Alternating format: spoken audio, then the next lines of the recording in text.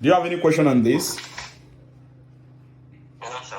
All right, so we have derived the first principle, which means simply put, dy dx is equal to limit of this whole function, that is f of x plus delta x minus f of x divided by delta x as delta x approaches 0. This is what we call the first principle.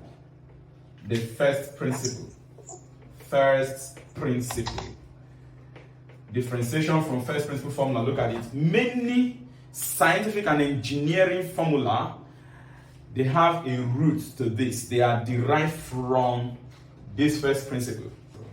And this first principle is also what we use to establish, to derive our standards of differentiation. For example, if someone tells you if you differentiate sine, what will you get? If you differentiate sine, you will get cos. How? Why? It is this first principle that proves that. If you differentiate, let's say, exponential, there's a function called exponential, you will still get exponential. But I will not go too deep because of the level. This is O level now. What is required if you are taking your WAEC and JAMB, you don't go too deep into all this. So I'm just going to look into some basic functions that you're expected to know. All these functions, if you differentiate this, you get that. They are all derived from this first principle.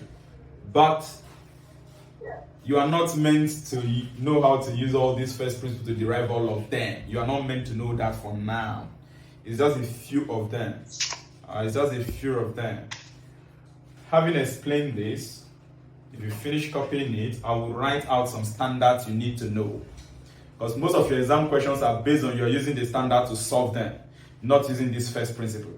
I put it to you, if you are taking further maths in WAEC, for example, you won't see in theory part, you can't use this in objective. You can't.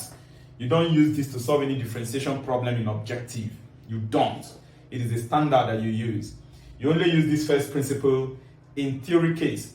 And I put it to you that if you are being asked questions by a professional exam bodies to use first principle to solve any question under theory situation, you can't really be asked more than one or two of simple functions even.